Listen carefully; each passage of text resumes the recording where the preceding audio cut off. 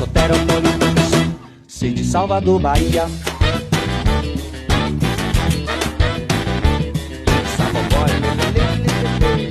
Sou Salvador, Bahia. Após a humanidade descobrir e compreender a presença dos micro-organismos, iniciou-se uma nova era na medicina.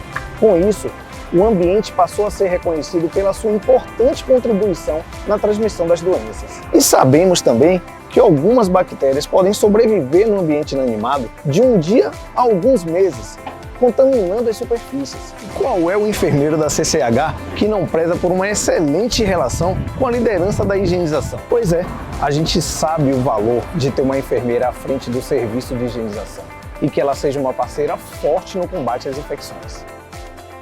Hoje eu retorno ao bairro do Rio Vermelho para a gente entrevistar uma colega que tem uma vasta experiência em controle de infecção, hotelaria e higienização hospitalar.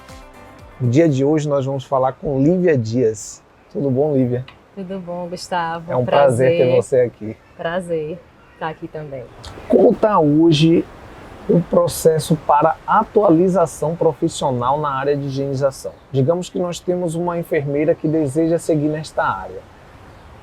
A oferta de cursos, especializações, atualizações estão suprindo a necessidade ou hoje vocês ainda correm muito para outras áreas da assistência?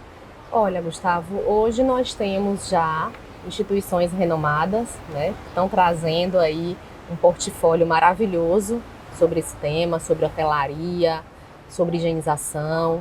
E, além disso, temos cursos também de curta duração nas áreas de controle de infecção, já que nós estamos também inseridos nesse contexto, e que trazem cursos de curta duração, de atualização, que são muito pertinentes e muito importantes para quem vai atuar nessa área, né? A higienização hoje está intimamente ligada com a área de controle de infecção, então a gente já tem aí um escopo de cursos, de pós-graduações, muito com conteúdos bastante robustos, né, para esses profissionais hoje que têm interesse em seguir carreira nessas áreas.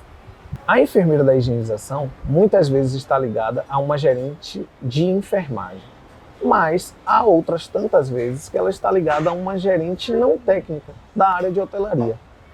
Qual dessas duas situações você considera uma situação mais fácil de trabalhar? Essa relação, ela tendia muito antes a ter conflitos.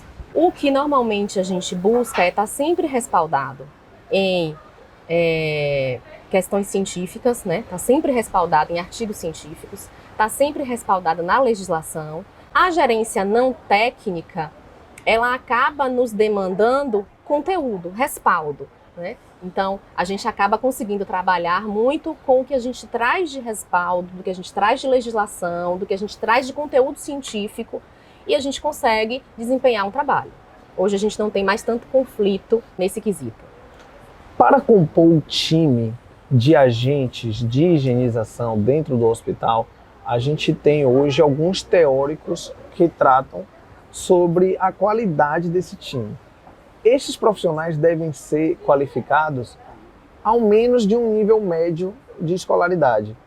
Sim. A enfermeira da higiene hoje, considerando o mercado baiano, ela tem liberdade junto à gerência de RH e tem também ofertas de profissionais desse conteúdo para poder fazer a seleção conforme a sua necessidade? Hoje a gente já tem esse respaldo através do RH, junto ao RH, de trazer um profissional para a área que ele tenha no mínimo um nível médio completo, né? Então isso já é um pré-requisito para que esse candidato adentre a instituição. A partir disso, esse candidato, se ele não tiver expertise, ele vai precisar ser trabalhado, ele vai precisar ser capacitado, ele vai precisar conhecer o trabalho que ele vai executar e por que ele está executando aquela função. Então, é de fundamental importância que ele já tenha um nível médio e a gente já consegue fazer esse alinhamento muito justo junto à equipe de RH. Bom, Lívia, um dos pontos de contato entre o SCIH e o serviço de higienização é justamente o momento da análise dos indicadores. Hoje, como isso ocorre? Existe alguma rusga entre esse compartilhamento de informação ou o serviço de higienização já consegue conversar com o serviço de controle de infecção no momento dessa análise? Há indicadores compartilhados ou cada serviço faz o seu próprio indicador? Gustavo, eu costumo acreditar e gosto de acreditar que SCIH e higienização são áreas irmãs. Nós atuamos com o mesmo foco, né? O controle de infecção para o paciente que está na instituição. Então eu costumo acreditar muito nisso e enxergo também que a discussão dos indicadores, tanto relativos ao SCIH quanto relativos aos de higienização, eles acontecem de forma multi. A gente senta, discute, a gente enxerga as oportunidades de melhoria, implanta as melhorias e vai acompanhando. Então, já desmistificou a questão do controle de infecção, ter os indicadores e a equipe de higienização não participar, ou vice-versa, né? Hoje eu tenho até uma prática já de trazer esses indicadores para os colaboradores que executam a higienização no dia a dia. É de fundamental importância que eles enxerguem o resultado do trabalho deles através desses indicadores e entendam isso também. Então, já existe esse compartilhamento e essa discussão multidisciplinar que é de fundamental importância. Existe um outro assunto que é muito comum nas discussões entre a CCIH e o serviço de higiene, que é um assunto bem polêmico em todos os hospitais, que se trata da higienização de cortinas ou divisórias entre leitos. Sabemos dessa polêmica e eu queria ouvir de você hoje como fazer para ter uma gestão desses materiais, que são as cortinas, conseguir estabelecer uma rotina de limpeza adequada, de troca adequada e manter também a questão do enxoval, porque em alguns lugares essa cortina não vai ser só higienizada, mas vai ter um tempo útil e que ela deve ser trocada. Você pode falar um pouco sobre isso para a gente? Realmente, a questão das cortinas, ela já é uma discussão há um bom tempo, né? As cortinas, elas são material crítico da área de higienização e que envolve as unidades de atendimento, porque são materiais que são extremamente tocados, não só pelos profissionais, como pela família, como pelas pessoas que estão transitando naquele ambiente. E são materiais também de difícil higienização, tá? A gente enxerga que existem diversos tipos de materiais para fazer essa divisória, desde a cortina de vinil ao biombo, né? E a gente sempre implanta horários para a higienização desses materiais. Horário diário é uma superfície que é extremamente tocada, então ela precisa ter uma atenção muito especial do serviço de higienização, porque ela pode favorecer o nível de contaminação.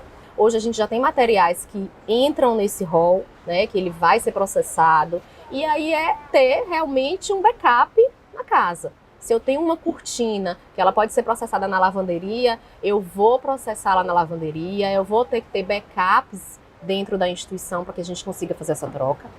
Além disso, existem a questão dos biombos que não são processados em lavanderia, mas que a gente consegue fazer a higienização de forma mais fácil, digamos assim. Mas a gente precisa ter uma frequência de limpeza, a gente precisa ter um desinfetante que seja realmente efetivo e que facilite esse processo de higienização. Então, todas essas questões precisam ser alinhadas, tanto com a gestão da instituição, como com o serviço de controle de infecção e o serviço de higienização hospitalar. Outro assunto que é bastante polêmico é sobre as definições de tarefas. A gente tem em alguns hospitais tarefas que são dadas à equipe de enfermagem, de higiene de equipamentos, de higiene de grades de macas, etc. E tem alguns hospitais que você tem essa atribuição dada ao agente de higienização. Me fala um pouco de qual é a realidade que você gosta mais. Normalmente você acredita que esse serviço fica melhor na mão da equipe de enfermagem ou da equipe de higienização? E quem é que faria o treinamento dessas equipes? É extremamente importante, em primeiro lugar, a gente definir internamente de quem é a responsabilidade de higienizar aquele ambiente ou aquele material. Porque aquela coisa que fala assim, eu acho que é da higiene, eu acho que é da enfermagem, acaba que ninguém higieniza. A partir do momento que a gente define, a gente precisa entender Existem pontos que eu enxergo que é a enfermagem, e aí o Corém já nos traz esse respaldo também, porque hoje a gente já tem normas técnicas do Corém orientando qual é o material que a enfermagem precisa higienizar. A grade da cama é um exemplo disso. Se eu tenho o paciente no leito, a gente normalmente orienta que a grade da cama seja higienizada pelo profissional que presta atendimento àquele paciente. A bomba de infusão que está ligada àquele paciente que está no leito, a gente orienta que a higienização seja feita pelo profissional de enfermagem que está ali à beira-leito daquele paciente. E caso a gente entre num acordo, que aí também é um acordo, pode ser um acordo entre o controle de infecção, a equipe de enfermagem e o serviço de higienização, definir que o agente de higienização vai ficar com alguns pontos que a gente entende que são críticos, que são delicados, é capacitar essa equipe para o manejo desse equipamento, para o cuidado em como ele vai acessar esse equipamento, como ele vai realizar essa higienização. Hoje a gente já tem algumas normas aí do Corém dizendo quais são as superfícies que tem que ser enfermagem, que tem que higienizar, e quais são as superfícies que ficam a atribuição para o serviço de higienização. Qual a sua experiência com higiene de ambulâncias? Você confia na atenção que é dada a esse protocolo nos serviços móveis? Eu queria que você falasse um pouco sobre a sua experiência, seja como enfermeira da higienização, seja como usuária ou como observadora. O que você me fala sobre a higiene das ambulâncias de serviços móveis? É um ponto bastante delicado, Gustavo, e bastante crítico também, tá? O que a gente precisa ter é padrões definidos, estruturados, de que aquele ambiente precisa ser higienizado, qual produto precisa ser utilizado para a higienização daquele ambiente, né? Infelizmente, a gente ainda observa que são ambientes de difícil higienização. São ambientes que estão muito em movimento, estão sendo ali constantemente manipulados, tem uma frequência muito curta, às vezes, parada para que esse processo de higienização aconteça. Livinha, agora eu vou te pedir uma licença para poder degustar um pouco daquilo que colocaram aqui disponível para a gente, que não está aqui só para compor o cenário.